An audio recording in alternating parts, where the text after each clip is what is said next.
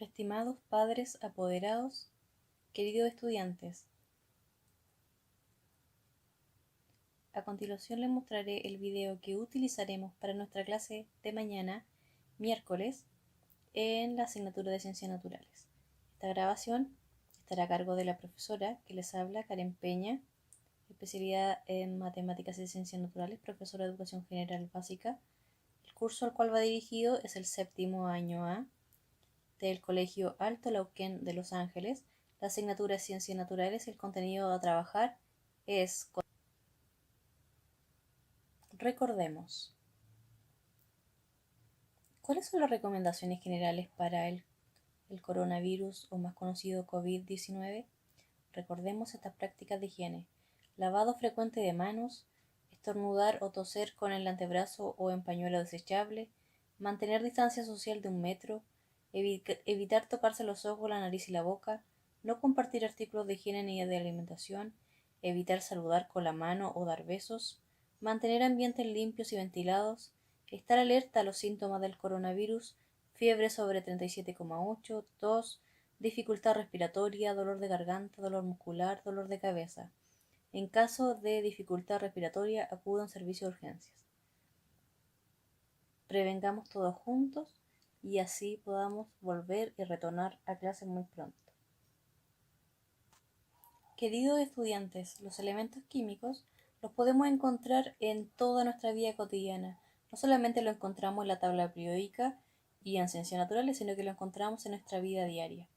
Por ejemplo, los encontramos en varios alimentos, los encontramos en utensilios de construcción, como es el caso de esos tornillos, más alimentos, lo encontramos en la leche, en nuestros teléfonos que utilizamos diariamente, en la sal e incluso en el plátano. ¿Cuáles son los elementos químicos, pensarán ustedes, que están presentes en ellos? Son los siguientes.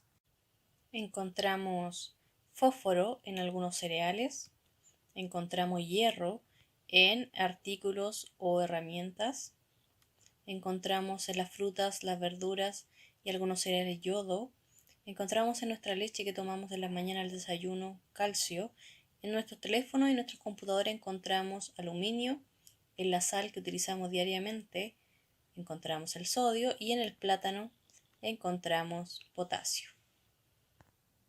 Ahora que ya observamos que los elementos químicos no solamente están en nuestra tabla periódica y en la asignatura de Ciencias Naturales, ahondaremos más aún en el contenido de los elementos químicos, como por ejemplo aprenderemos qué es un elemento químico, en dónde se representa, quién fue el primer científico que se le ocurrió esto de ordenar los elementos químicos, de qué forma está ordenado, así que pongamos mucha atención en lo que viene a continuación. Hace miles de años se creía que los elementos de toda la materia se resumían en tierra, agua, fuego y aire. Con el tiempo, con muchos estudios e investigaciones, los científicos descubrieron que la materia o lo que nos rodea es mucho más compleja de eso, que toda la materia está compuesta por combinaciones de átomos de elementos químicos que se representan mediante nuestra tabla periódica. Hasta el momento, en nuestra tabla periódica, se conocen 118 elementos que se representan mediante esta tabla que está presente ahí. ¿Ya? Esto no quiere decir que más adelante puedan ir apareciendo otros elementos químicos más adelante. Los elementos químicos los encontramos en todo lo que nos rodea, como por ejemplo en nuestro desayuno tomamos leche, la cual contiene gran cantidad de calcio. Tenemos la sal, que contiene cloro y contiene sodio. También tenemos el litio, que está presente en nuestros teléfonos y en los computadores.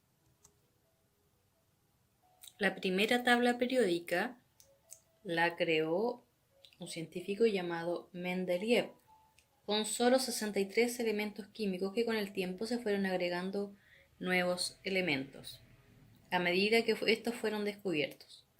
Los elementos de nuestra tabla periódica, esta era la tabla periódica de Mendeleev.